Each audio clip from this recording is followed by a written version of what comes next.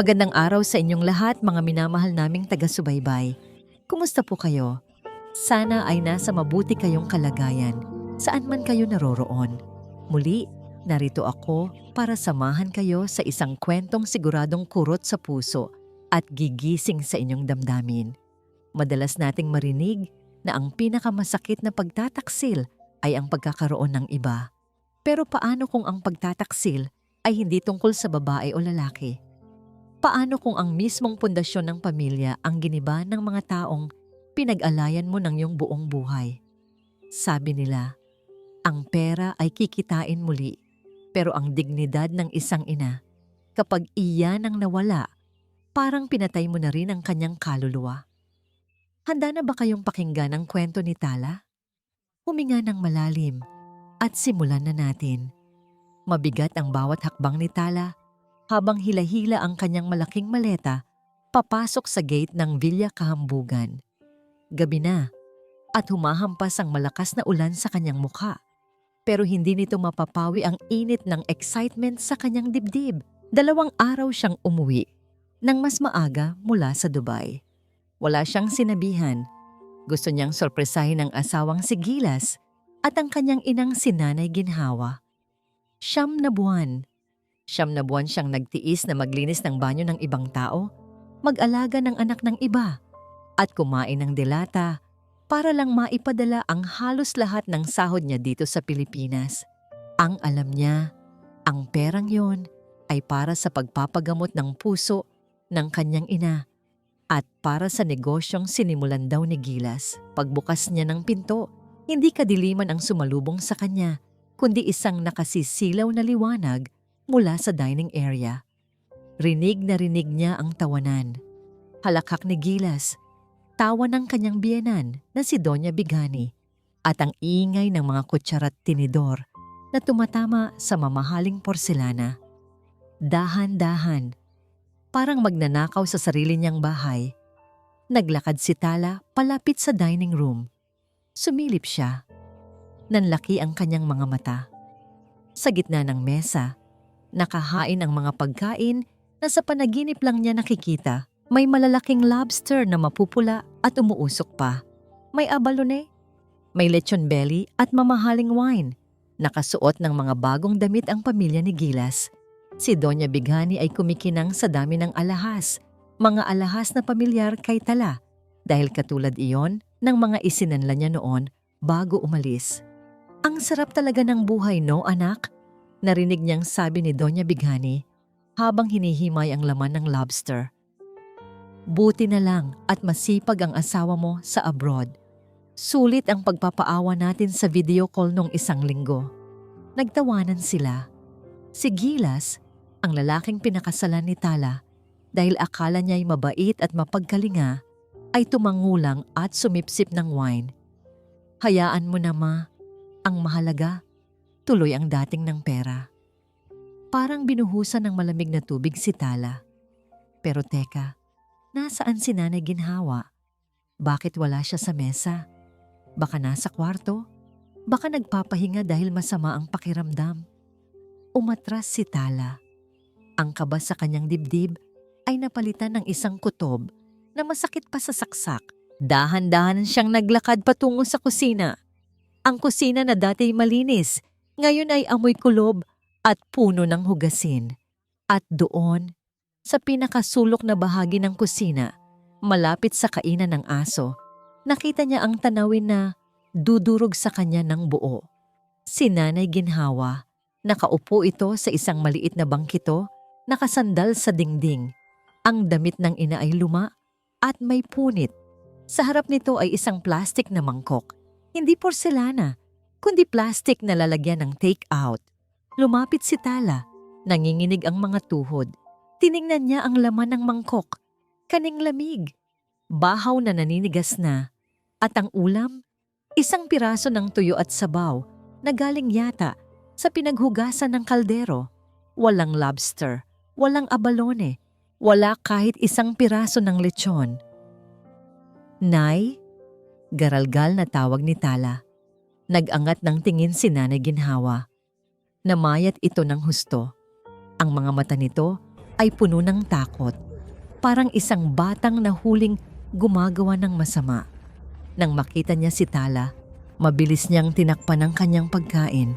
"Titala, anak?" Bulong ng matanda. Nanginginig ang boses. Bakit nandito ka? Huwag kang maingay. Baka magalit si Doña Bighani.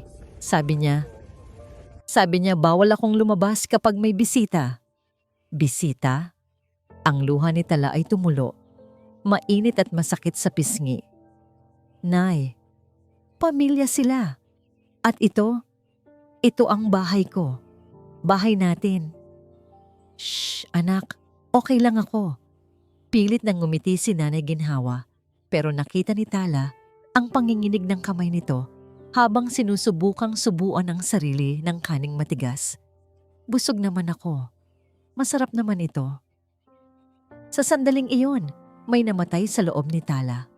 Namatay ang pagiging martir. Namatay ang pagiging mabait na asawa. Namatay ang Tala na laging umuunawa. Tumingin siya sa marangyang dining room kung saan naririnig pa rin ang tawanan, at pagkatapos ay tumingin sa kanyang ina na mukhang pulubi sa sarili nilang pamamahay. Ang perang ipinapadala niya, bawat sentimo na kapalit ng pawis at dugo niya ay napunta sa tiyan ng mga linta, habang ang taong nagluwal sa kanya ay ginagawang basahan. Hindi sumigaw si Tala, hindi siya nagwala. Ang galit niya ay naging yelo, malamig, matalim, at nakamamatay. Kinuha niya ang kanyang cellphone, binuksan ang Facebook, pinindot ang Go Live. Itinutok niya ang camera kay Nanay Ginhawa na kumakain ng bahaw sa dilim. Kitang-kita sa video ang kaawa-awang kalagayan nito. Pagkatapos, dahan-dahan niyang inilakad ang camera patungo sa pinto ng dining room. Rinig na rinig sa live stream ang boses ni Gilas. "Sarap ng lobster, ma. Order pa tayo bukas." Binuksan ni Tala ang pinto ng dining room ng malakas. Plag! Napahinto ang lahat. Nabitawan ni Doña Bighani ang hawak na tinidor. Si Gilas ay napatayo. Namutla ang mukha na parang nakakita ng multo. Nakatutok pa rin ang cellphone ni Tala sa kanila. Nakalib sa libo-libo niyang followers at kamag-anak. Tinitigan ni Tala si Gilas sa mata. Walang emosyon ang kanyang mukha, pero ang boses niya ay parang kulog bago ang bagyo. "Bon appetit, my loving family," sabi ni Tala, sabay zoom in sa mukha ng asawang hindi makakilos. "Sana mabusog kayo, dahil ito na ang huling hapunan nyo sa impyernong ito." Gilas Madrigal. Nabasag ang katahimikan kasabay ng pagkabasag ng hawak kong wine glass sa sahig. Crash! Ang pulang likido ay kumalat sa mamahaling carpet. Parang dugong unti-unting lumalawak. Pero wala akong pakialam sa carpet. Wala akong pakialam sa wine na nagkakahalaga ng libo-libo. Ang atensyon ko, ang buong pagkatao ko, ay nakapako sa babaeng nakatayo sa may pintuan. Si Tala. Bakit siya nandito? Bakit ngayon? Ang sabi niya sa huling chat namin, sa susunod na linggo pa ang flight niya. Hindi pa ako handa. Hindi pa handa ang script ko. Hindi pa handa ang welcome home party na dapat ay pang-cover up sa lahat ng ginastos namin. Tiningnan ko siya. Inaasahan kong makita ang Tala na malambing, ang Tala na laging uhaw sa yakap ko. Pero ang babaeng nasa harap ko ngayon ay parang ibang tao. Ang mga mata niya, wala nang ningning. Para silang dalawang itim na butas na humihigop ng lahat ng liwanag sa kwarto. At ang cellphone na hawak niya, nakatutok pa rin sa amin. Love. Ang tanging lumabas sa bibig ko. Nanginginig ang boses ko. Parang may bikig sa lalamunan ko na hindi ko malunok. Bakit? Bakit hindi ka nagsabi? Ibinaba ni Tala ang cellphone. Pinatay na niya ang live video. Pero ang tingin niya sa akin, hindi pa rin nagbabago. Malamig. Nakakatakot. Kung nagsabi ba ako, Gilas? Mahina niyang tanong, pero rinig na rinig sa buong kwarto. Makikita ko ba ang totoo? O magpapalabas na naman kayo ng teleserye kung saan kayo ang bida At ang nanay ko ang kontrabida? Bago pa ako makasagot, tumayo si Mama. Si Doña Bighani. Agad niyang inayos ang kanyang buhok at pinilit ng ngumiti. Kahit halata ang kaba sa mga mata niya.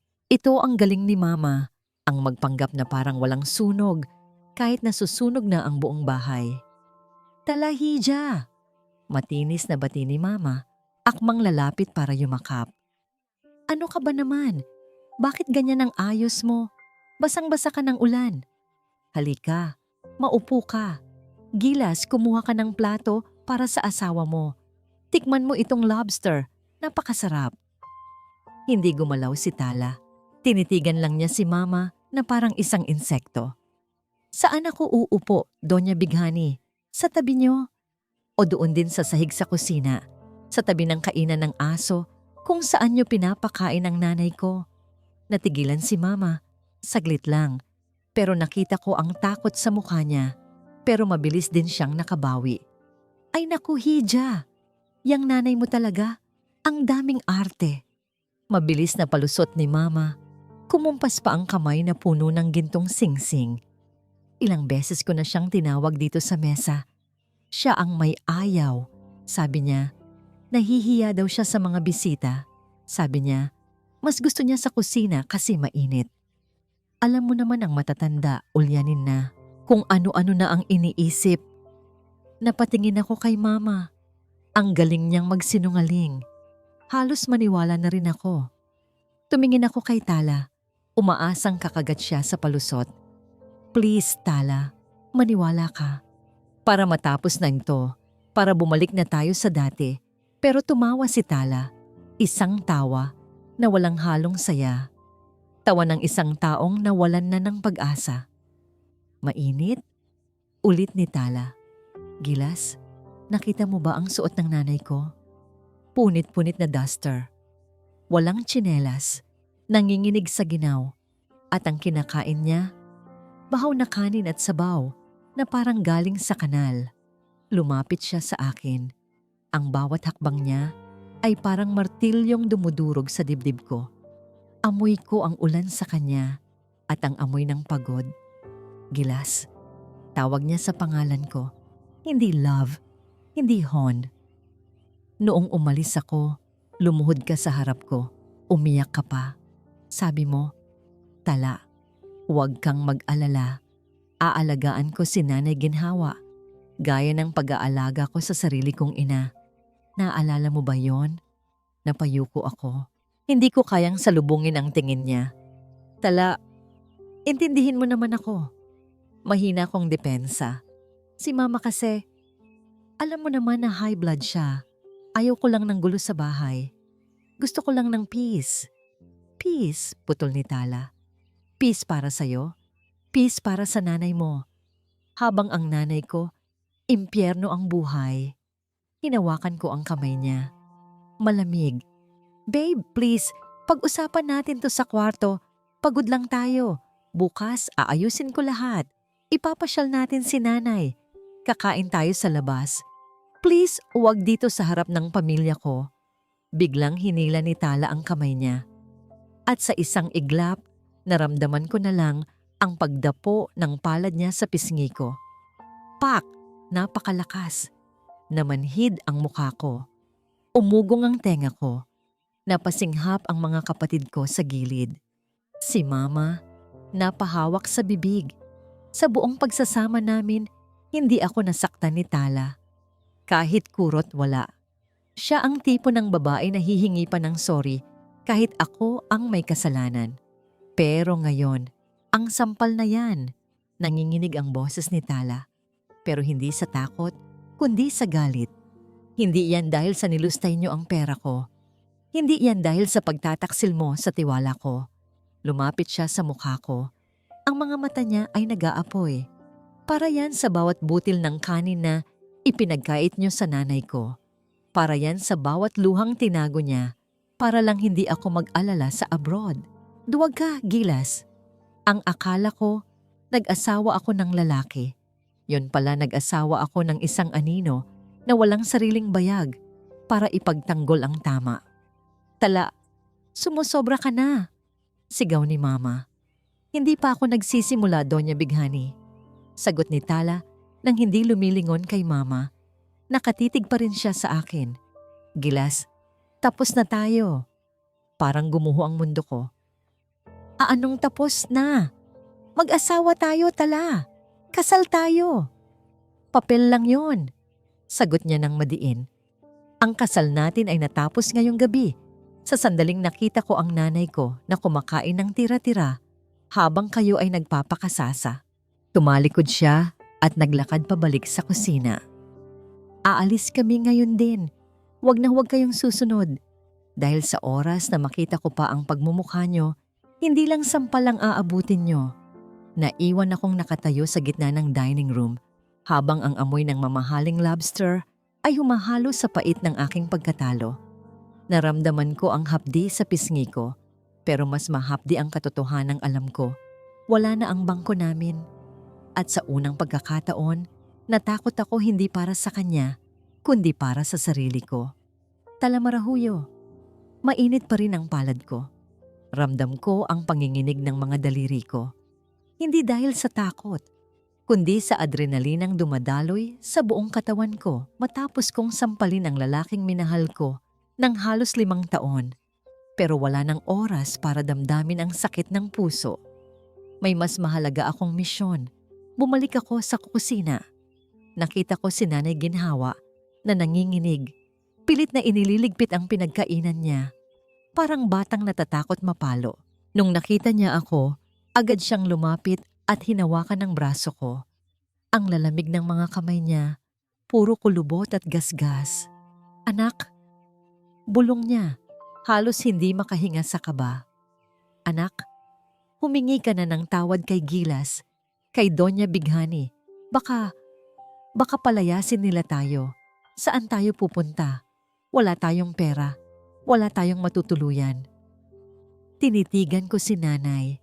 Ang nanay ko na dating masayahin, dating matapang na nagtitinda sa palengke para mapag-aral ako, ngayon ay naging isang anino na lang. Binura nila ang pagkatao niya. At ang pinakamasakit, hinayaan kong mangyari to dahil nasa malayo ako.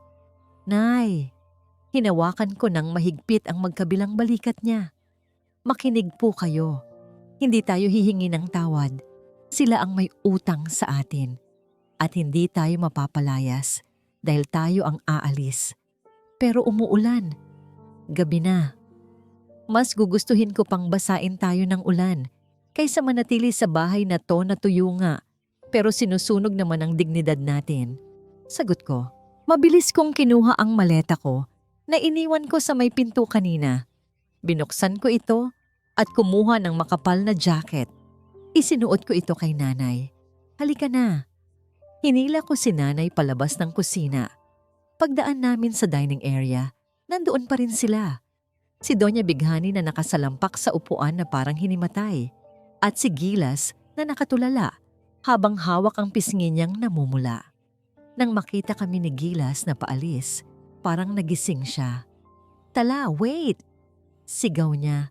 Akmang hahabulin kami. Saan kayo pupunta? Gabi na. Delikado sa labas. Huminto ako. Isang beses pa, hinarap ko sila. Binuksan ko ang zipper ng bag ko. Kinuha ko ang passbook ng joint account namin ni Gilas. Ito ang account kung saan ko ipinapasok ang lahat ng savings ko para sa future house namin at para sa negosyo niya. Gilas, tawag ko. Itinaas ko ang passbook. Ito ba? Ito ba ang dahilan kung bakit ayaw mo kaming umalis dahil mawawalan kayo ng ATM? Hindi sa ganoon, Tala.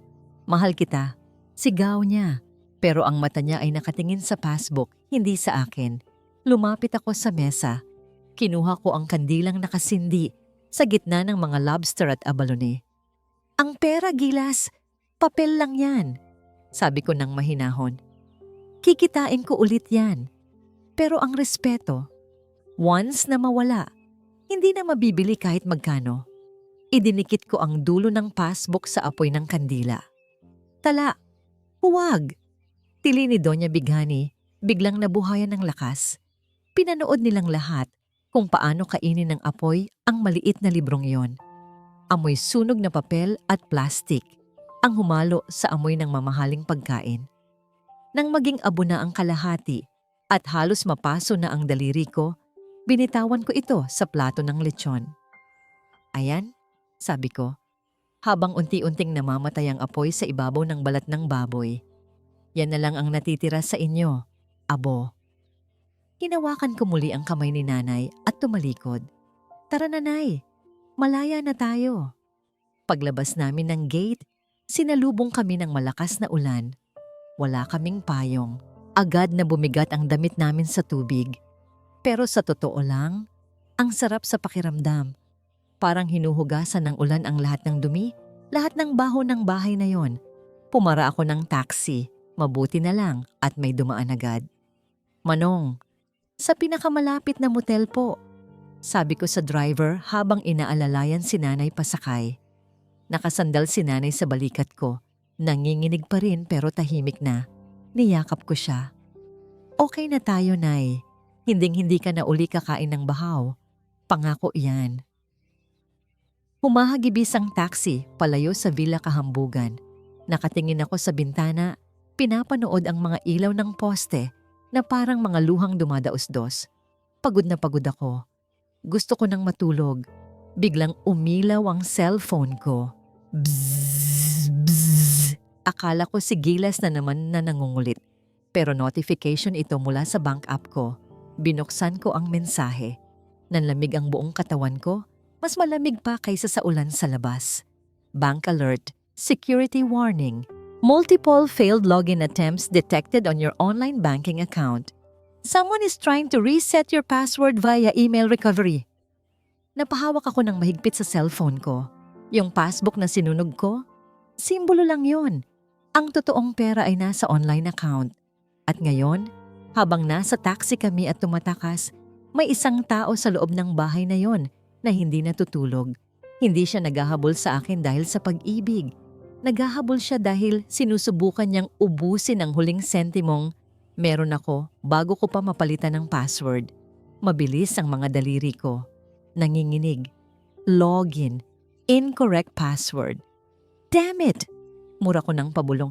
Naunahan na nila ako? Sinubukan ko ulit. Incorrect password. Tumingin ako sa rearview mirror ng taxi. Ang mga ilaw ng Villa Kahambugan ay hindi na matatanaw. Pero ang anino ng kasakiman nila ay nakasunod pa rin sa amin. At mukhang hindi pa tapos ang laban. Nagising ako dahil sa init. Napabangon ako at agad na kinapa ang remote ng aircon. Pindot ako ng pindot. Pero walang beep. Walang lamig. Tumingin ako sa digital clock sa bedside table. Patay din ang ilaw. Lintik na Meralco yan. Bulyaw ko habang nagpapaypay ng kamay. Gilas! Gilas! Bumangon ako. Suot ang aking silk na pantulog. Ang lagkit ng pakiramdam.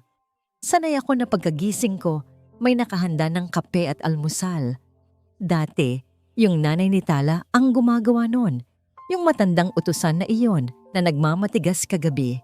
Paglabas ko ng kwarto, ang tahimik ng bahay.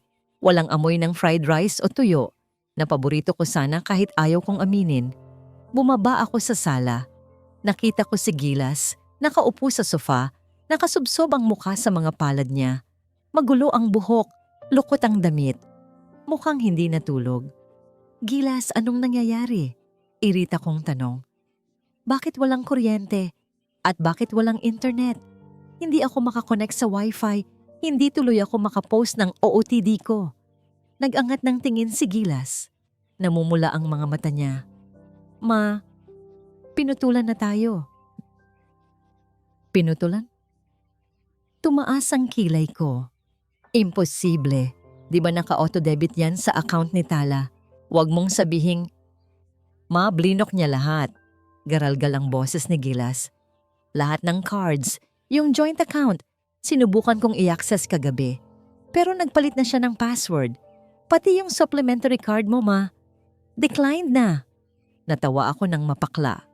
Sus, nag-iinarte lang niyang asawa mo. Tampo-tampo lang yan dahil sa nakita niya kagabi. Alam mo naman ang mga babae, gusto lang sinusuyo. Tawagan mo. Sabihin mo, sorry na. Tapos sabihin mo, kailangan natin ng kuryente dahil hihimatayin ako sa init. Tinatawagan ko siya, ma. Pero blocked na ako. Sa Facebook, sa Messenger, sa Viber, kahit sa regular call, cannot be reached na. Doon ako nakaramdam ng kaunting kaba. Pero hindi ko pinahalata. Ako si Doña Bigani. Hindi ako nagpapatinag sa isang probinsyanang nakapangasawa lang ng anak ko. Hayaan mo siya. Sabi ko sabay irap.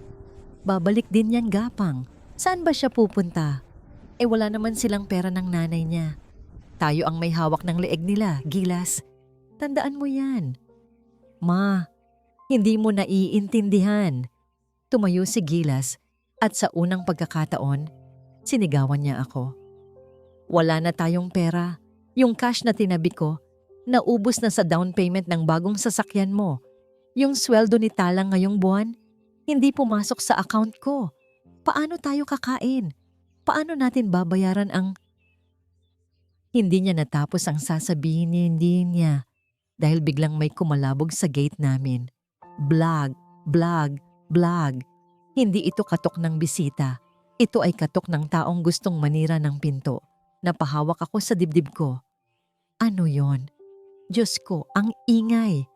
Gilas, tingnan mo nga. Baka yan na si Tala. Nagmamakaawa ng pumasok. Pero nakita ko ang pamumutla ni Gilas. Mas maputi pa siya sa papel. Nanginginig ang mga labi niya. Gilas? Tawag ko. Sino ba yan? Blag? Blag! Hoy Gilas, lumabas ka dyan. Isang boses ng lalaki, malalim at galit. Alam naming nasa loob kayo. Bayad na. Natigilan ako. Bayad. Gilas. Dahan-dahan akong lumapit sa anak ko. Anong bayad? Di ba sabi mo sa akin, sabi mo maayos yung negosyo? Sabi mo may investment ka? Umatras si Gilas, parang batang takot na takot. Yung negosyo, nalugi nung 1 taon pa. Yung pinanggagastos natin sa luho. Yung pinang-party natin, inutang ko lahat yon. Nanlaki ang mata ko. Inutang? Kanino? Sa mga Bombay. Sa loan shark. Kasi akala ko darating naman ang remittance ni Tala buwan-buwan pambayad sa interest. Pero ngayong pinutol niya, napaupo ako sa sofa. Parang umiikot ang paligid. Ang init ng bahay ay biglang napalitan ng lamig ng takot. Lumabas kayo kung ayaw niyong gibain namin tong gate. Sigaw ulit sa labas, kasabay ng tunog ng bakal na pinupukpok. Tumingin ako sa paligid ng maganda naming sala. Ang mga vase, ang malaking TV, ang mga paintings. Lahat pala ito ay bula. Lahat pala ito ay nakadepende sa isang babaeng pinalayas namin kagabi. Gilas, bulong ko. Anong gagawin natin? Tumingin sa akin si Gilas, puno ng luha ang mata.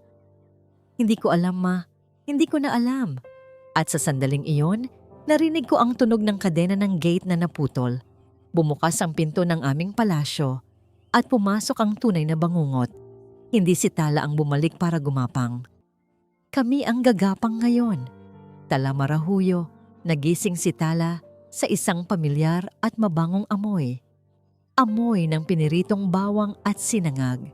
Napaupo siya. Hindi malambot na kama ng bilya kahambugan ang hinihigaan niya, kundi isang manipis na foam sa sahig ng isang maliit na paupahang kwarto sa Maynila. Maingay sa labas, rinig ang busina ng jeep at sigaw ng mga nagtitinda. Pero sa loob ng kwartong yun, naramdaman ni Tala ang katahimikang matagal na niyang hinahanap. Gising ka na pala, anak. Napatingin si Tala sa may maliit na mesa. Nakatayo doon si Nanay Ginhawa. Nakasuot ito ng simpleng duster na nabili nila sa Tiangge kagabi. Pero ang napansin agad ni Tala ay hindi ang damit, kundi ang tindig ng kanyang ina. Tuwid ang likod nito. Wala na ang takot sa mga mata. Wala na ang pagiging kuba sa kakayuko dahil sa hiya. Nay, ngumiti si Tala. Kahit medyo magapa ang mata sa kaiiyak kagabi. Ang aga niyo naman po nagising. Nasayangan ako sa kaning kagabi anak, kaya sinangag ko. Sagot ni nanay habang naglalagay ng 2 mangkok sa mesa. Halika na, kain na tayo. Tumayo si Tala at lumapit sa mesa. Walang lobster, walang abalone. Ang ulam nila ay 2 pritong itlog at 1 mangkok ng mainit na miswa na may sardinas. Umupo si Tala. Tinitigan niya si Nanay Ginhawa na umupo sa tapat niya. Sa Villa Kahambugan, bawal sumabay si nanay sa pagkain. Bawal siyang umupo sa dining chair. Pero ngayon, magkaharap sila. Pantay. Kumuha si nanay ng sabaw at inilagay sa mangkok ni Tala. Kain na anak, mainit pa yan. Humigop si Tala. Napapikit siya. Ang init ng sabaw ay gumapang sa kanyang lalamunan, pababa sa kanyang dibdib, na parang hinahaplos ang lahat ng sakit na naramdaman niya nitong mga nakaraang araw. Ito ang lasa ng pagmamahal. Ito ang lasa ng tahanan. Salamat, Nay, bulong ni Tala. Ako ang dapat magpasalamat, Tala, sabi ni Nanay, at nanginig ang boses nito. Hinawakan niya ang kamay ni Tala sa ibabaw ng mesa. Salamat at inalis mo ako doon.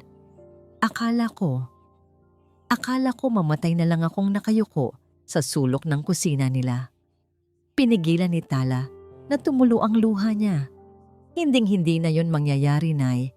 Kahit tuyo lang ang ulam natin, basta taas noo tayong kakain, basta magkasama tayo. Pagkatapos kumain, hinarap ni Tala ang realidad. Binilang niya ang natitira niyang cash. Sapat lang ito para sa upa ng 1 buwan. At pagkain ng ilang linggo. Kailangan niyang kumita. Habang naguhugas ng pinggan si nanay, kinuha ni Tala ang cellphone niya.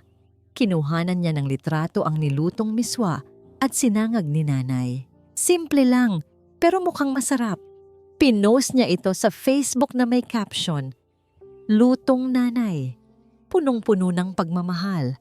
Sa mga gustong umorder ng lunch pack para sa opisina, PM is key.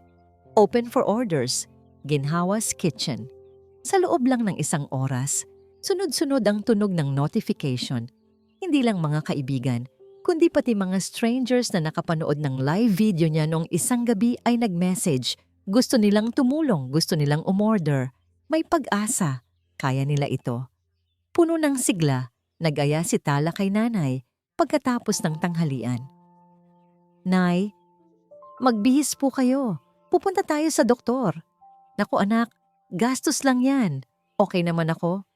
Tanggi ni nanay. Hindi, Nay. Check up lang. Para sigurado tayo. Tsaka diba, nagpapadala naman ako kay Gilas ng pambili ng gamot mo buwan-buwan. Gusto ko lang malaman ng doktor kung itutuloy pa yon o papalitan na. Pumayag din si nanay sa huli. Pagdating sa pampublikong ospital, mahaba ang pila, pero matiyagang naghintay si Tala.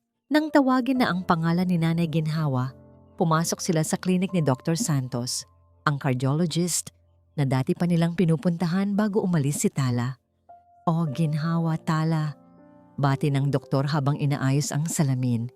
Long time no see. Mabuti naman at napadalaw kayo. Napakunot ang noo ni Tala. Po? Doc, di ba po every month nagpupunta dito si Gilas kasama si nanay para sa check-up at para kunin ang reseta? Natigilan ng doktor. Binuksan nito ang folder ng medical record ni nanay. Tahimik siyang nagbasa, tapos tumingin kay Tala nang may pagtataka. Tala, seryosong sabi ng doktor, ang huling record ni Nanay Ginhawa, dito ay 2 taon na ang nakakaraan bago ka pa umalis papuntang Dubai. Nalaglag ang panga ni Tala, nanlamig ang buong katawan niya. Po? Pero nagpapadala ako ng 20,000 pesos buwan-buwan para sa maintenance medicines at check-up fee, sabi ni Gilas. Sabi niya okay naman daw ang ECG results. Umiling ang doktor ng dahan-dahan. Walang pumupunta dito, Tala. At kung hindi umiinom ng gamot si nanay, sa loob ng 2 taon, agad na kinuha ng doktor ang stethoscope at pinakinggan ang dibdib ni nanay. Maya-maya, nagbago ang mukha ng doktor. Naging madilim. Naging seryoso. Nurse, dalhin niyo si Nanay Ginhawa sa ER ngayon din. Need ECG and 2D echo immediately. Doc, bakit po? Nanginginig na tanong ni Tala. Hawak ng mahigpit ang kamay ng ina na biglang namutla. Humarap ang doktor kay Tala. Ang mga salitang binitawan niya ay parang bombang sumabog sa bagong buong mundo ni Tala. Tala, malala na ang kondisyon ng puso ng nanay mo. Dahil sa stress at hindi pag-inom ng gamot, lumaki ang puso niya at humihina na ang valve. Kailangan niya ng operasyon, heart bypass. Kailan po? Sa lalong madaling panahon. Kung hindi, tumingin ang doktor kay nanay na inaalalayan na ng nurse. Baka hindi na niya kayanin ang susunod na buwan. Napaupo si Tala sa silya. Ang mainit na sabaw kaninang umaga ay naging asido sa sikmura niya, ang pera. Ang perang pinaghirapan niya. Ang perang inakala niyang bumubuhay sa nanay niya. Kinain lang pala ng mga linta sa Villa Kahambugan. At ngayon, dahil sa kasakiman ni Gilas at Doña Bighani, nasa bingit ng kamatayan ang nanay niya. Magkano, Dok? Tanong niya. Kahit alam niyang dudurugin siya ng sagot. Prepare at least 1 million pesos. 1 milyon. Wala siyang trabaho. Wala siyang ipon. Sinunog na niya ang tulay sa pamilya ng asawa niya. Habang hinihila ng nurse ang wheelchair ni Nanay Palayo, naiwan si Tala sa gitna ng klinik. Walang marinig, kundi ang tibok ng sarili niyang puso na sumisigaw ng galit at takot. Gilas Madrigal. Nakatayo ako sa labas ng emergency room, nakatago sa likod ng isang vending machine. Ang baho ng ospital, amoy gamot at alkohol ay humahalo sa amoy ng sarili kong pawis. Suot ko pa rin ang polo shirt ko kahapon. Gusot-gusot na. Ang buhok ko, na laging nakagel at maayos, ngayon ay parang pugad ng ibon. Pero wala akong pakialam. Ang mahalaga, nahanap ko sila. Hindi naging madali. Kinailangan kong bayaran ng isa sa mga friend ni Tala sa Facebook para lang makuha ang location kung saan sila nag-check-in sa ospital. Ubos na ang pasensya ng mga Bombay sa akin. Kaninang umaga, nakatanggap ako ng text. Isang picture ng kabaong na may pangalan ko. Kailangan ko si Tala. Hindi dahil mahal ko siya. Kailangan ko siya dahil siya ang susi para tumigil ang mga paniningil. Siya ang mukha ng katatagan na kailangan kong ipakita sa mga investors at creditors. Kapag nakita nilang buo ang pamilya, iisipin nilang may pera pa kami. Nakita ko siyang lumabas ng ER. Mugto ang mata. Balisa. Nakaupo siya sa isang bench sa hallway, nakatulala sa kawalan. Hinawakan ko ng mahigpit ang brown envelope sa bulsa ko. Ito ang huling baraha ko. Isinanla ko ang relo na regalo niya sa akin noong anniversary namin para makuha ang laman nito. Huminga ako ng malalim. Showtime, Gilas. Gawin mong kapani-paniwala. Lumapit ako. Dahan-dahan. Tala. Napatingala siya.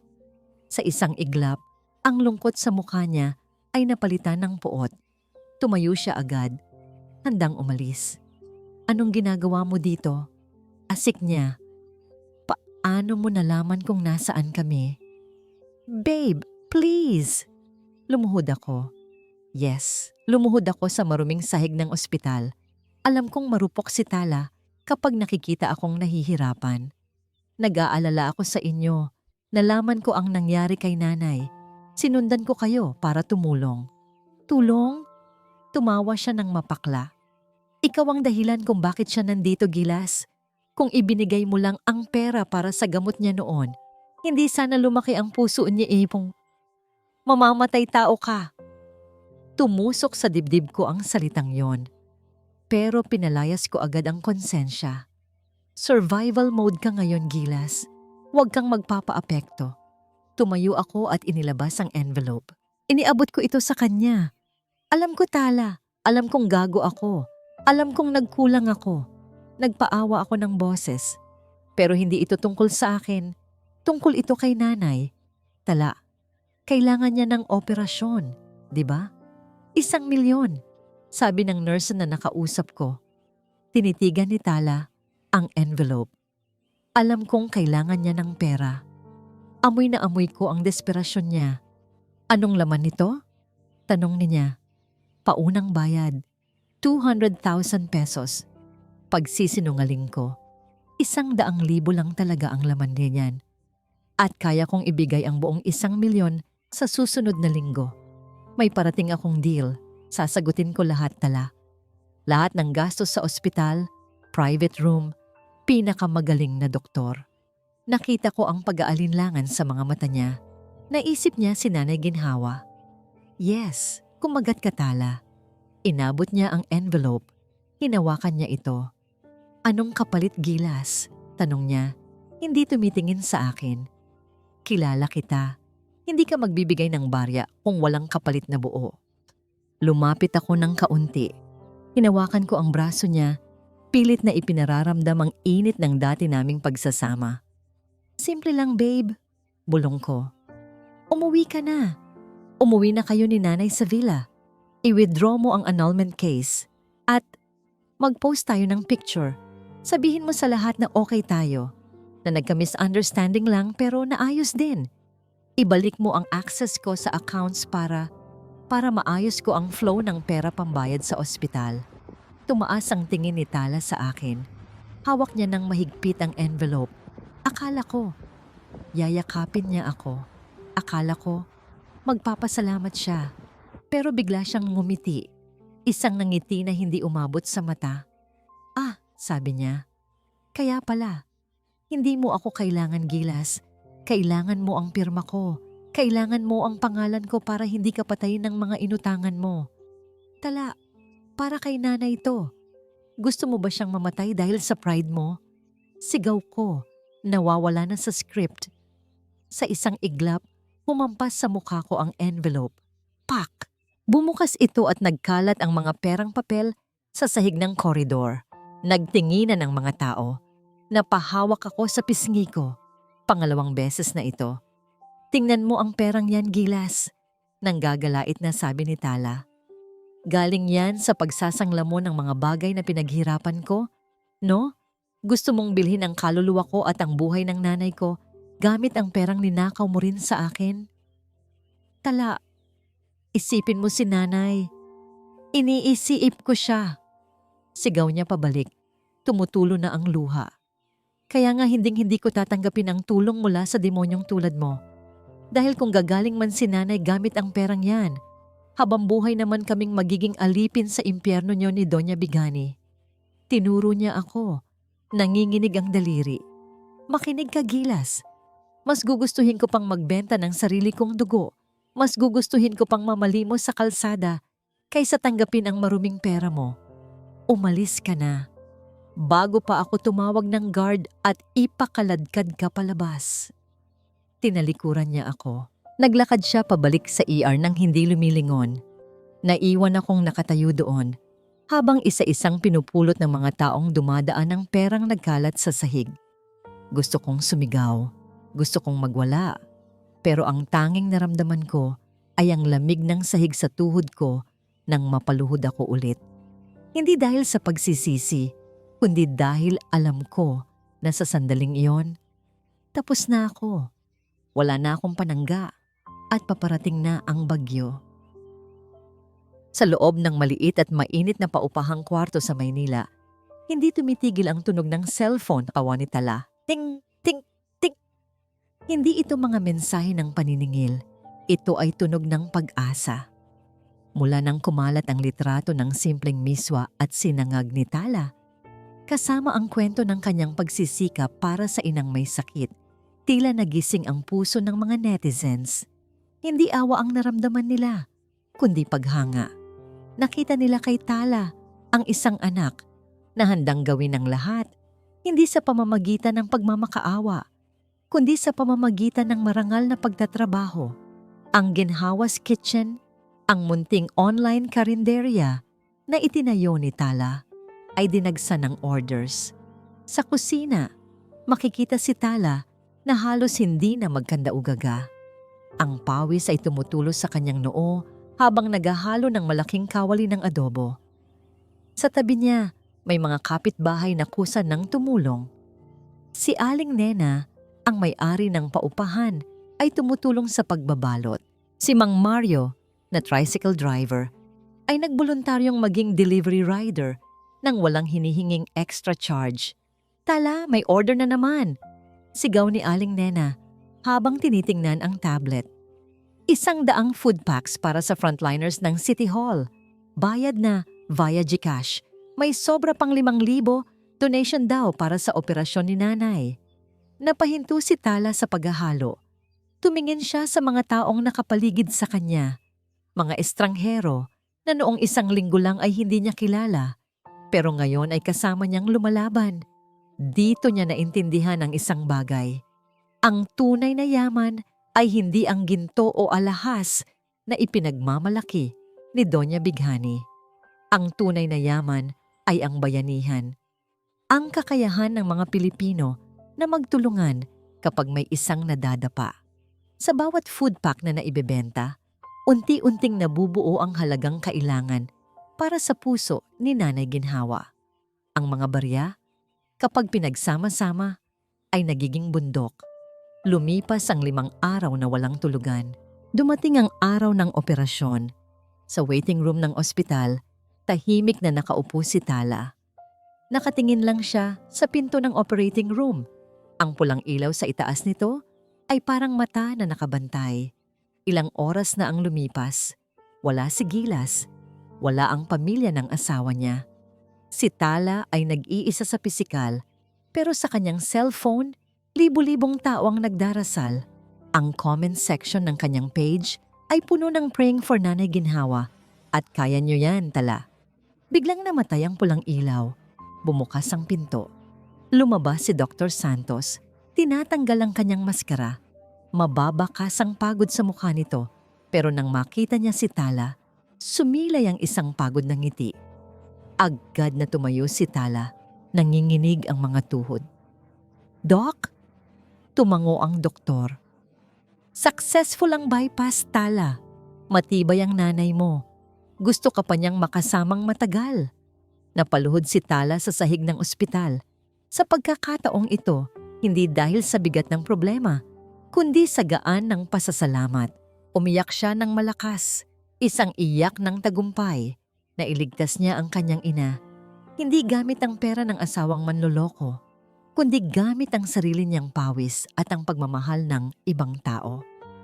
Habang payapang natutulog si Nanay Ginhawa sa recovery room, puno ng mga bulaklak at prutas, galing sa mga tagahanga ang paligid ng kanyang kama. Hawak ni Tala ang kamay ng ina at sa unang pagkakataon, sa loob ng maraming taon, naramdaman niya ang tunay na kapayapaan. Ngunit habang nagdiriwang ang puso ni Tala sa loob ng ospital, sa kabilang dako ng lungsod, isang trahedya ang nagaganap. Sa harap ng Villa Kahambugan, hindi fireworks ang sumasalubong, kundi ang sirena ng sasakyan ng sheriff at ng bangko. Bumabagsak ang malakas na ulan, gaya noong gabing umalis si Tala. Pero ngayon, sina Gilas at Doña Bighani ang nasa labas. Basang-basa sila. Si Doña Bighani ay nakayakap sa kanyang mga bagong bili na bag na ngayon ay nababasa na ng ulan. Si Gilas ay nakikipagsigawan sa mga lalaking nakauniforme na naglalagay ng malaking kadena sa gate. "Hindi niyo pwedeng gawin to," sigaw ni Gilas, halos mapaos na. "Bahay ko to. Babayaran ko kayo next week." "Sir, 1 year na pong overdue ang mortgage nyo. At yung title na sinanlan nyo sa private lenders, nag-file na rin ng claim." Sagot ng sheriff ng walang emosyon. "May court order na kami. Vacate the premises immediately." Isang malaking sticker ang idinikit sa magarang gate na bakal. "Foreclosed property. No trespassing." Wala nang nagawa si Gilas, kundi mapaupo sa maputik na kalsada. Tumingin siya sa bintana ng dati nilang kwarto, ang kwartong madilim at wala ng ilaw. Sa ospital, may bagong buhay na nagsisimula. Dito sa villa, may buhay na kakatapos lang. At habang nanginginig sa ginaw si Doña Bighani, nagring ang cellphone niya. Isang notification mula sa Facebook. Nakita niya ang post ni Tala. Picture ng kamay ni Nanay Ginhawa at ni Tala na magkahawak, may caption na, "Salamat sa Diyos, ligtas na siya." Ang litratong yon ay may 50,000 likes. Si Doña Bighani, sa gitna ng ulan at kawalan, ay napahawak sa dibdib, hindi sa inggit, kundi sa sakit. Biglang nanikip ang kanyang paghinga, dumilim ang paningin niya, at sa harap ng gate na ipinagdamot niya kay Tala noon, bumagsak ang donya sa sementong puno ng putik. 1,000? Nagpapatawa ka ba? Halos mabasag ang salamin ng pawn shop sa lakas ng sigaw ni Doña Bighani. Nanginginig ang kanyang mga kamay habang mahigpit na hawak ang kanyang kulay pulang designer bag. Nasa loob siya ng isang masikip at maingay na sanglaan sa rekto, malayo sa air-conditioned na malls na nakasanayan niya. Ang lalaki sa likod ng rehas na bakal ay walang ganang ngumuya ng bubblegum. Tiningnan nito ang bag, tapos tiningnan ang donya na gusot-gusot ang damit at magulo ang buhok. "Ale, wag na po tayong maglokohan," sabi ng appraiser. "Class A lang yan. Sa Green Hills, 500 lang ang kuha niyan. Binibigyan na kita ng 1,000 dahil mukhang kailangan mo? Nagrereklamo ka pa?" "Class A?" Nanlaki ang mga mata ni Doña Bighani. "Original to. Padala ito ng anak ko galing Dubai. Binili ito ng asawa niya sa Paris." "Eh di sa Paris mo isanla," sagot ng lalaki sabay talikod. "Next!" Parang pinagsakluban ng langit at lupa si Doña Bighani. Hinablot niya ang bag at lumabas ng pawn shop. Ang init ng araw ay parang tumutusok sa kanyang balat. Ang ingay ng mga jeep at sigaw ng mga barker ay parang nambubugbog sa kanyang tenga. Class A? Peke? Bigla niyang naalala ang mga panahong ipinagyayabang niya ang bag na ito sa mga amiga niya. Naalala niya kung paano niya sinabihan si Talala noon. "Tala, ayusin mo ang paglalaba ha? Baka magasgasan ang mga gamit ko. Mas mahal pa ito sa buhay mo." Peke pala. Lahat pala ng luho niya ay peke. Ang anak niyang si Gilas, niloko rin siya. Ang perang ipinapadala ni Tala, imbes na ibili ng tunay na gamit, ay ibinili lang ni Gilas ng mga mumurahin para mapaniwala siyang mayaman sila, habang nilulustay nito ang iba sa sugal at babae. Naglakad siya ng naglakad. Wala siyang pera. Gutom na siya. Ang huling kinain niya ay ang tirang biskwit na nahanap niya sa bag niya kagabi. Napadpad siya sa isang maliit na eskinita kung saan sila pansamantalang nakikituloy. Isang kwarto na kasing laki lang ng banyo nila dati sa villa. Walang bintana. Ang baho ng imbornal ay tumatagos sa pader. Pagbukas niya ng pinto, nakita niya si Gilas, nakahiga sa sahig, nakatingin sa kisame. Sa tabi nito ay isang kahon ng gamit mula sa opisina. "Gilas," tawag ni Doña Bighani. Pagod na pagod. Sabi ng sanglaan, "Peke daw ang bag ko." "Totoo ba?"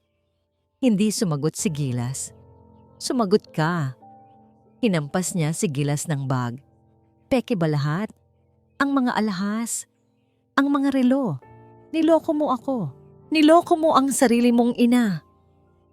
Bumangon si Gilas. Ang mukha nito ay puno ng galit at pagsisisi. "Oo ma, peke lahat," sigaw ni Gilas. "Dahil yun lang ang kaya ng budget. Gusto mo ng marangyang buhay, di ba? Gusto mong ipagyabang sa mga kumari mo na mayaman tayo? Kaya binigyan kita ng ilusyon. At ngayon, wala na. Tapos na ang palabas. Walang hiya ka." Napahawak si Doña Bighani sa dibdib niya. "Wala kang kwentang anak." "At ikaw?" Ganting sigaw ni Gilas. "Anong klaseng ina ka? Nakita mong nahihirapan na si Tala, pero anong ginawa mo? Hinayaan mo. Sinuportahan mo pa ako sa pagiging gago ko. Kung pinigilan mo sana ako, kung tinuruan mo ako maging mabuting asawa, edi sana nasa atin pa si Tala. Sana may bahay pa tayo." Natigilan si Doña Bighani. Ang mga salita ng anak niya ay parang sampal ng katotohanan. "Wala na akong trabaho, ma," dagdag ni Gilas. Humina ang boses. Pinuntahan ng mga collection agent ang opisina kanina. Nag-iskandalo. Sinisante ako ng boss ko dahil sa kahihiyan. Blacklisted na ako sa industriya. Napaupo si Doña Bighani sa maruming sahig. Wala na. Ubos na. Nagugutom ako, Gilas. Bulong niya. Ang dating matapobreng Donya, ngayon ay namamalimos na ng pagkain sa sariling anak. Wala akong pera, ma. Magtiis ka. Tumalikod si Gilas at natulog ulit. Hindi makahinga si Doña Bighani sa loob ng kwarto. Masikip, mainit. Parang tinatakpan ng mukha niya ng unan. Kailangan niya ng hangin. Lumabas siya ulit. Tanghaling tapat. Ang sikat ng araw ay walang awa. Naglakad siya sa gilid ng kalsada. Umaasang may makikilala siyang kakilala na pwedeng utangan. Pero lahat ng nakakasalubong niya ay umiiwas. Nandidiri sa amoy at itsura niya. Sa tapat ng isang karinderya, nakita niya ang mga taong kumakain ng masarap na ulam. Naamoy niya ang sabaw. Kumulo ang tiyan niya. Naalala niya si Nanay Ginhawa. Ganito ba? Ganito ba ang pakiramdam ng gutom na dinanas ng matanda sa kusina nila noon? Biglang umikot ang paningin ni Doña Bighani. Ang mga tunog sa paligid ay naging ugong.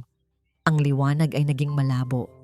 Naramdaman niya ang pamamanhid ng kalahati ng kanyang katawan. Ang kaliwang kamay niya hindi na maigalaw. Ang bibig niya parang naging tabingi. Tulong. Subok niyang magsalita. Pero garalgal na tunog lang ang lumabas. Tulong. Bumagsak siya sa semento. Ang init ng kalsada ay dumikit sa pisngi niya. Nakita niya ang mga paa ng mga taong dumadaan. May mga tumigil, tumingin, pero walang lumapit. Ay, lasing yata si Lola, sabi ng isa. Hayaan mo na, baka modus yan, sabi ng isa pa. Ito ang karma. Noong nasa kanya ang lahat, hindi siya tumitingin sa mga nasa ibaba. Ngayon na nasa ibaba na siya, walang tumitingin sa kanya. Unti-unting dumidilim ang paningin niya. Ipinikit niya ang kanyang mga mata, hinihintay ang katapusan. Pero biglang may huminto. Isang pares ng simpleng sapatos ang tumigil sa tapat ng mukha niya. Naramdaman niya ang isang kamay na humawak sa balikat niya. Hindi nandidiri, kundi nag-aalala. Ale? Ale? Naririnig niyo po ba ako? Pamilyar ang boses. Napakapamilyar. Pinilit ni Doña Bighani na imulat ang isa niyang mata. Sa gitna ng nakakasilaw na araw, nakita niya ang mukha ng babaeng minsan niyang tinawag na basahan. Si Nanay Ginhawa. Buhay, malakas. At ngayon, nakayuko sa kanya ng may awa sa mga mata. Tala marahuyo. Mabigat ang amoy ng alcohol at bleach sa hallway ng pampublikong ospital. Iba ito sa private hospital kung saan na-confine si nanay. Dito, siksikan ang mga pasyente. Maingay. Mainit. Naglakad ako ng dahan-dahan. Ang bawat takong ng sapatos ko ay umaalinggaw-ngaw sa sementadong sahig. Hawak ko ang resibo sa aking kamay. Hindi ko gustong pumunta dito.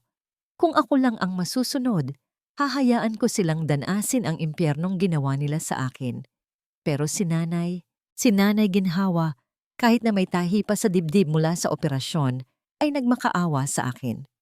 Anak, sabi niya kanina, habang hawak ang kamay ko, ang tunay na panalo ay hindi yung nakaganti ka. Ang tunay na panalo ay yung hindi ka naging katulad nila. Huminga ako ng malalim. Nasa tapat na ako ng Ward 4. Nakita ko agad si Gilas. Nakaupo siya sa sahig sa labas ng ward, nakasandal sa pader. Ang layo na ng itsura niya sa Gilas na nakilala ko. Ang Gilas na laging mabango, laging nakapumada. Ngayon, mukha siyang gusgusin, namamaga ang mata, nanginginig ang kamay. Nang makita niya ako, parang nakakita siya ng anghel na bumaba sa lupa. Mabilis siyang tumayo at lumapit. Akala ko yayakapin niya ako, pero lumuhod siya. Lumuhod si Gilas Madrigal sa harap ko, sa harap ng maraming tao. Tala.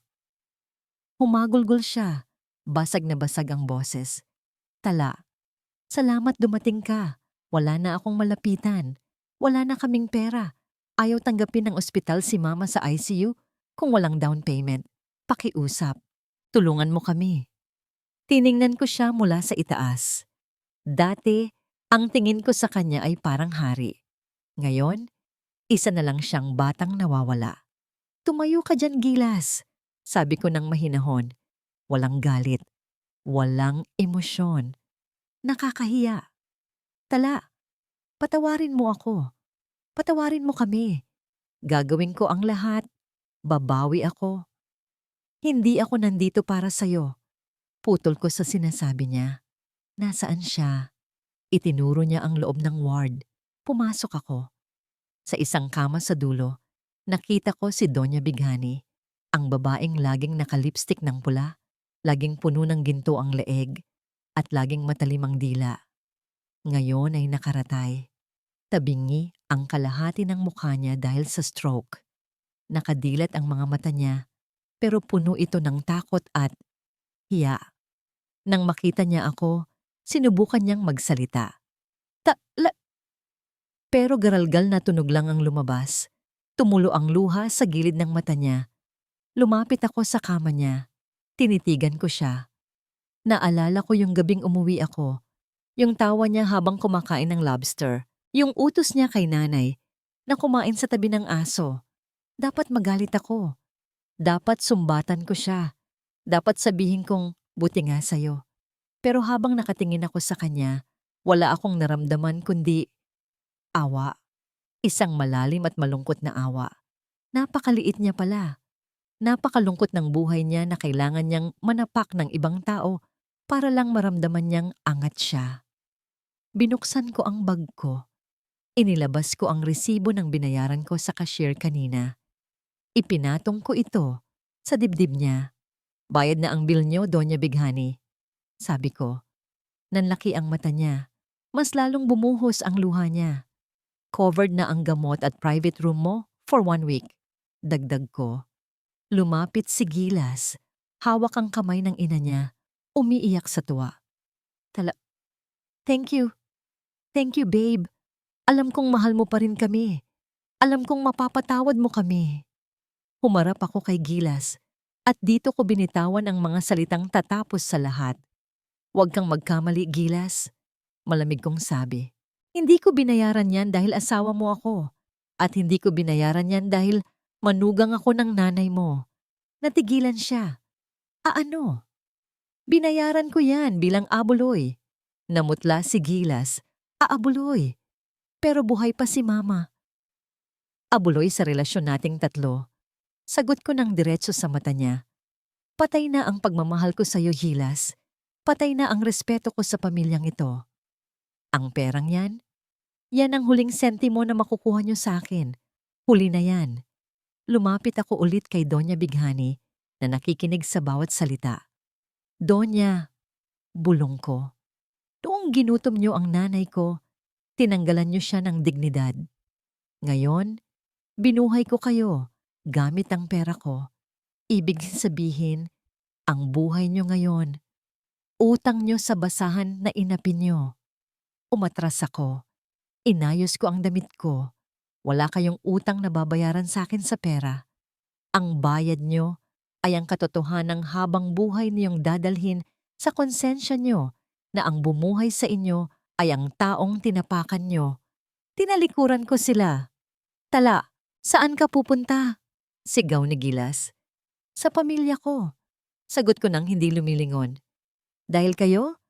Hindi ko na kayo kaano-ano. Naglakad ako palabas ng ward. Ang bigat sa dibdib ko na dinala ko ng ilang buwan. Biglang nawala. Parang usok na tinangay ng hangin. Malaya na ako.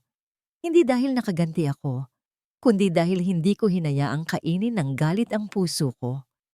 Paglabas ko ng pinto, nakita ko si Nanay Ginhawa na nakaupo sa wheelchair, naghihintay sa akin. Nakangiti siya.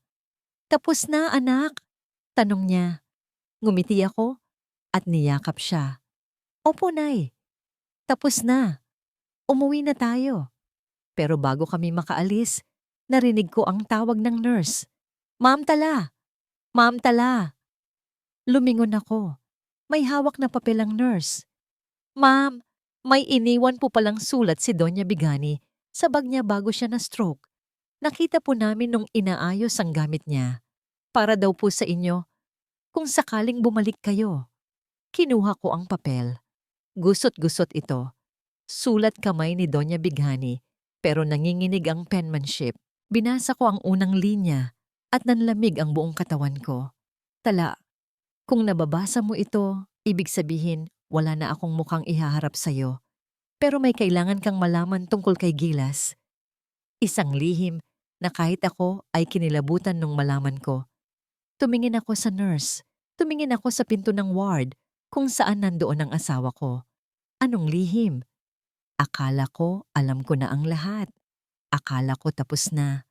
Pero mukhang may huling pasabog pa ang tadhana. Nanay Ginhawa. Nay, sigurado po ba kayo? Tanong ni Tala habang inaayos ang kumot sa aking hita. Nakaupo ako sa wheelchair. Medyo sumasakit pa ang tahi sa dibdib ko, pero hindi ko yon iniinda. Tumango ako at hinawakan ang kamay ng anak ko. Ang lambot ng kamay ni Tala, pero alam kong puno ito ng kalyo ng sakripisyo. Oo, anak. Kailangan ko siyang makita. Kailangan ko itong gawin para sa sarili ko. Itinulak ako ni Tala papasok sa private room kung saan nakahiga si Doña Bigani. Malamig sa loob, tahimik, maliban sa tunog ng monitor na sumasabay sa tibok ng puso niya. Pip, pip, bip. Nang makita kami ni Gilas na nakaupo sa sofa, agad siyang tumayo. Gusot ang damit. Nangingitim ang ilalim ng mata. Akala mo'y siya ang biktima. Nanay Ginhawa? Tawag niya. Akmang lalapit para magmano. Itinaas ko ang palad ko. Huwag, Gilas. Lumabas ka muna. Gusto kong makausap ang nanay mo. Kaming dalawa lang. Nag-alinlangan si Gilas. Tumingin siya kay Tala, pero ang tingin ng anak ko ay matalim pa sa gunting. Wala siyang nagawa kundi yumuko at lumabas ng kwarto. Sumunod si Tala at isinara ang pinto. Naiwan kami. Ang dalawang ina. Inikot ko ang gulong ng wheelchair ko palapit sa kama. Si Doña Bigani, ang babaeng dati ay hindi ako matingnan ng hindi nandidiri. Ang babaeng nagpapalayas sa akin sa tuwing may bisita. Ngayon, nakahiga siya. Walang ayos ang buhok. Tabingi ang bibig. At may tubo na nakakabit sa ilong.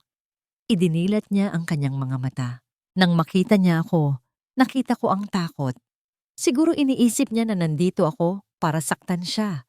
Siguro iniisip niya na bubuhusan ko siya ng tubig o papakainin ng panis, gaya ng ginawa niya sa akin. Sinubukan niyang magsalita. Hirap na hirap. Tumulo ang luha sa gilid ng mata niya. Huminga ako ng malalim. Akala ko magagalit ako. Akala ko isusumbat ko lahat. Pero nung makita ko siya sa kalagayang yon, ang naramdaman ko lang ay gaan. Kinuha ko ang mansanas na nasa mesa.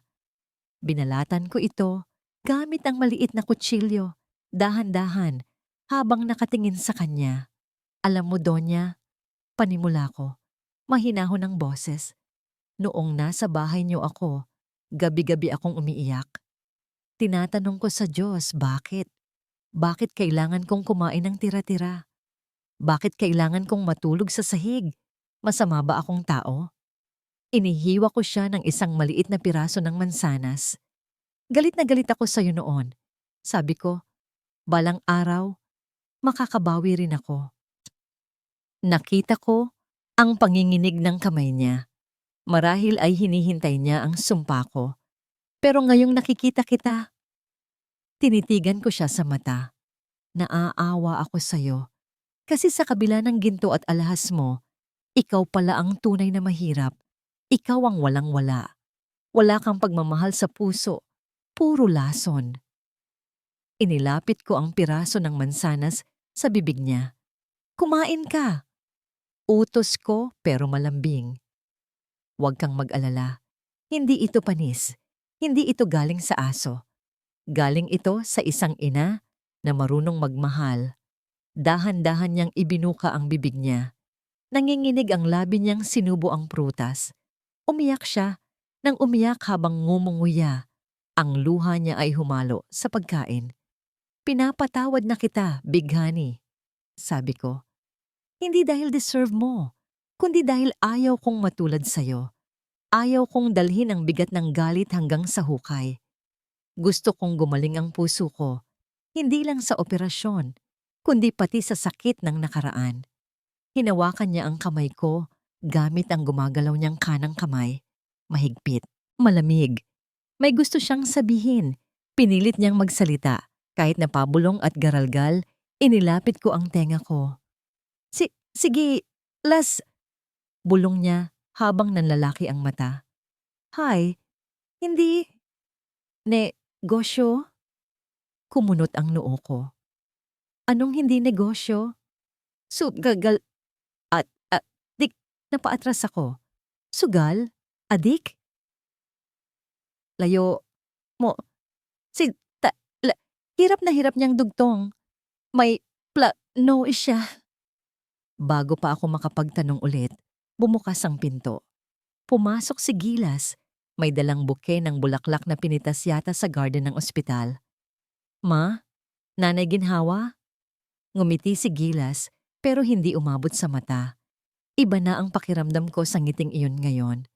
Kung totoo ang sinabi ni Big Honey, ang nangiting iyon ay hindi ngiti ng isang nagsisisi, kundi ngiti ng isang desperado. Okay na ba kayo? Tanong ni Gilas. Lumapit sa akin para hawakan ang likod ng wheelchair ko. Nanay, uwi na tayo? Hahatid ko kayo ni Tala. May surprise ako. Tumingin ako kay Doña Big Honey. Nakatingin siya kay Gilas na may halong takot. Hinarap ko si Gilas. Anong surprise? Dinukot niya ang isang maliit na kahon mula sa bulsa niya. Lumuhod siya sa harap ng wheelchair ko, sa harap ni Tala na nasa likod ko. Nanay, sabi ni Gilas at binuksan ang kahon. Nandoon ang lumang wedding ring nila ni Tala. Hinihingi ko po ulit ang kamay ng anak niyo. Magbabago ako. Buuin natin ulit ang pamilya. Tumingin ako kay Tala. Nakita ko ang pagod sa mata ng anak ko at naalala ko ang bulong ni Big Honey. Ilayo mo, si Tala. Hindi ito pagmamahal, patibong ito. Nakatitig ako sa singsing na hawak ni Gilas. Isang simpleng gold band na may maliit na bato sa gitna.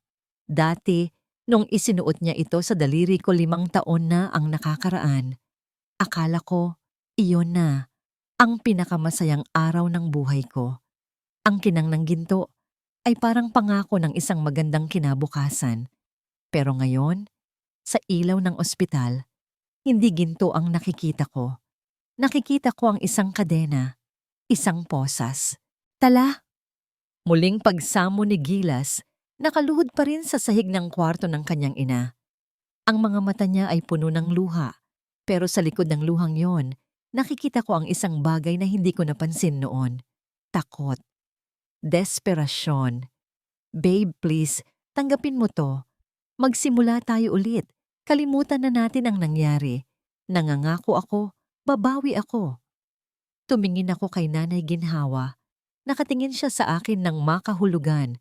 Ang mga mata niya ay nagsasabing, "Huwag, anak." Patibong yan. Naalala ko ang bulong ng nurse kanina tungkol sa sulat. Naalala ko ang tingin ni Doña Big Honey na puno ng pagsisisi at biglang luminaw ang lahat. Si Gilas ay hindi nagmamakaawa dahil mahal niya ako. Nagmamakaawa siya dahil kailangan niya ako. Ako ang kanyang insurance policy. Ako ang kanyang ATM card na naglalakad. Kapag binalikan ko siya, babalik ang tiwala ng mga inutangan niya. Dahan-dahan kong kinuha ang kahon ng singsing mula sa kamay niya. Lumiwanag ang mukha ni Gilas. Tumayo siya agad, parang nabunutan ng tinik. Salamat, Tala. Salamat. Pangako, magiging maayos ang lahat. Tatawagan ko ang bangko bukas. Sasabihin kong, "Shh!" Saway ko. Isinara ko ang kahon. "Huwag dito. Lumabas tayo." "Oo. Sige. Sa labas." Lumabas kami ng ospital. Iniwan muna namin si nanay sa lobby kasama ang guard. Gusto kong tapusin ito nang walang ibang nakakarinig, kundi kaming dalawa lang. Gabi na. Amoy ulan ng hangin. Ang kalsada sa labas ng ospital ay basa at maputik. Madilim sa parteng nilakaran namin, malapit sa parking lot. So babe, masiglang sabi ni Gilas, akmang aakbayan ako. Uuwi na ba tayo sa villa? Kakausapin ko ang sheriff bukas. Kapag nalaman nilang nagkabalikan na tayo, pwede nating... Umilag ako. Humarap ako sa kanya. Gilas, tawag ko. Seryoso. Malamig. Natigilan siya. Bakit? Alam ko na, sabi ko. Kumunot ang noo niya. Ang alin? Ang sugal. Ang utang. Ang dahilan kung bakit desperado kang balikan kita. Namutla si Gilas. Parang inalisan ng dugo ang mukha niya. Si mama ba? Siniraan ba ako ni mama sa'yo? Tala, matanda na yon. Ulyanin na. Huwag kang maniwala. Huwag mong sigawan ng nanay mo, Gilas. Madiin kong sabi. Siya ang nagligtas sa akin ngayon mula sa panloloko mo. Itinaas ko ang kahon ng singsing. Noong nakita ko ang nanay ko na kumakain ng bahaw, ang sakit-sakit. Pero mas masakit malaman na habang naghihirap ako sa abroad, habang tinitipid ko ang sarili ko para may maipadala sa inyo, ikaw naman ay nasa kasino. Taya dito, taya doon. Talo ka ng talo.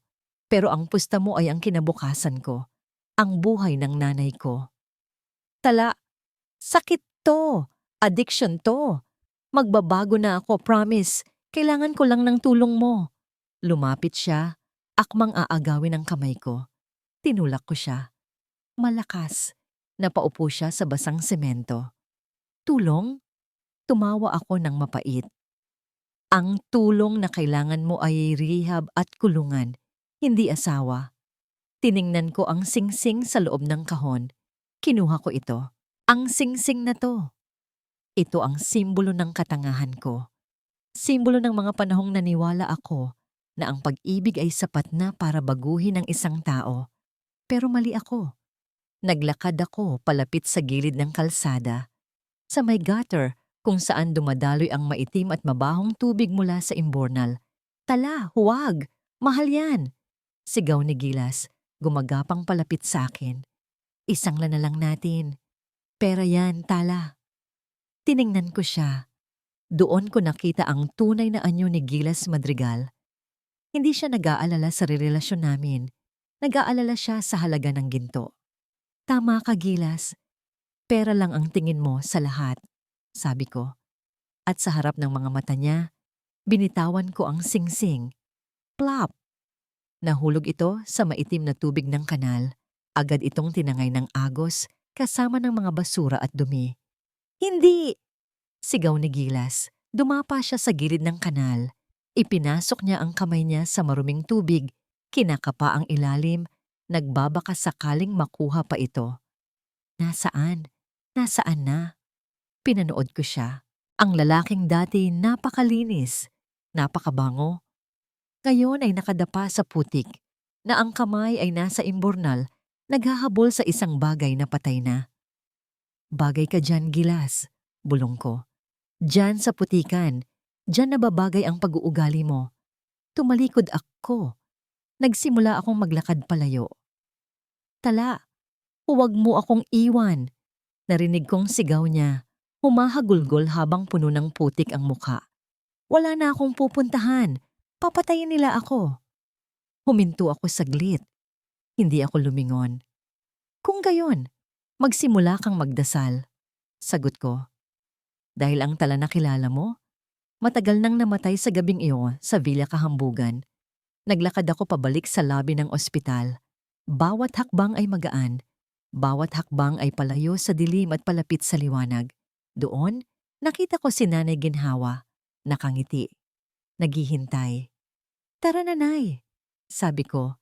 At itinulak ang wheelchair niya palabas ng ospital, papunta sa isang panibagong umaga na kami na lang ang may hawak. 1 taon. Mabilis palang lumipas ang panahon. Kapag hindi ka na bumibilang ng araw, base sa kung kailan ka masasaktan ulit. 7:00 ng umaga. Binuksan ko ang roll-up door ng kusinang ginhawa, ang maliit pero laging punong restaurant na naitayo namin ni Nanay sa bayan ng San Pag-asa. Hindi ito kasing laki ng dining hall ng Villa Kahambugan, pero dito, ang bawat mesa ay puno ng tawanan, hindi ng kaplastikan. Ang amoy ng bawang, sibuyas at bagong kulong bulalo ay sumalubong sa akin.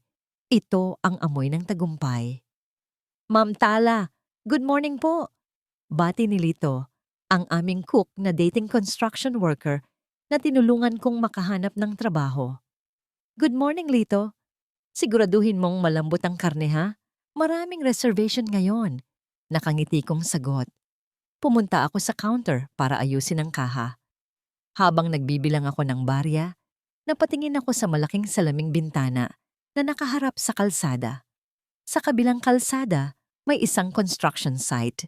Nakita ko ang mga trabahador na nagpapahinga, nakaupo sa gilid ng gutter, kumakain ng tinapay at soft drinks. Napahinto ako. May isang lalaki doon, nakasuot ng kupas na t-shirt, puno ng semento ang pantalon, at nangingitim sa araw ang balat. Payat siya, pero kilalang kilala ko ang hubog ng balikat niya. Si Gilas, nakatingin siya sa restaurant namin. Nakatingin siya sa nakapaskil na menu sa labas. At pagkatapos, tumingin siya sa akin. Nagkatitigan kami. Sa loob ng ilang segundo, bumalik lahat ng alaala. Ang panloloko, ang sugal, ang singsing sa kanal. Pero wala na akong naramdaman na galit. Wala na rin akong naramdaman na pagmamahal. Ang nakita ko lang ay isang estranghero na minsan kong nakilala. Nakita kong yumuko si Gilas. Isinuot niya ang kanyang sombrero para takpan ang kanyang mukha at mabilis na naglakad palayo, dala ang kanyang pala at ang bigat ng kanyang mga maling desisyon. Iyon na ang huling beses na makikita ko siya. Ang dating prinsipe ng Villa ngayon ay nagtatayo ng pader para sa ibang tao, samantalang ang sarili niyang tahanan ay winasak niya. Anak? Tala? Lumingon ako. Lumabas si Nanay Ginhawa mula sa kusina. Ang ganda-ganda niya. Nakasuot siya ng floral na blusa, may lipstick na mapula, at higit sa lahat, tuwid na ang kanyang tayo. Bumalik na ang sigla ng katawan niya matapos ang operasyon. Nay, lumapit ako at nagmano. Bakit nagbubuhat ka na naman ng tray? Di ba sabi ko upo ka na lang? Ano ka ba naman anak? Tumawa si Nanay. Masama sa matanda ang walang ginagawa. Tsaka gusto kong pagsilbihan ng mga suki natin. Inilapag niya ang tray sa isang mesa malapit sa bintana. May umuusok na kanin at sinigang na hipon. Halika, sabayan mo na ako mag-almusal bago dumagsa ang tao. Yaya ni Nanay. Umupo ako. Tinitigan ko ang pagkain. Hipon. Dati, sa Villa Kahambugan, lobster ang kinakain nila habang si Nanay ay may tuyo. Ngayon, hipon ang ulam namin, pero higit pa doon ang lasa. Kumuha si Nanay ng kanin at nilagyan ng plato ko. Kain na anak, mainit pa. Tumingin ako kay Nanay, kumakain siya nang nakataas ang noo. Nakaupo siya sa komportableng upuan, walang takot, walang pangamba, payapa.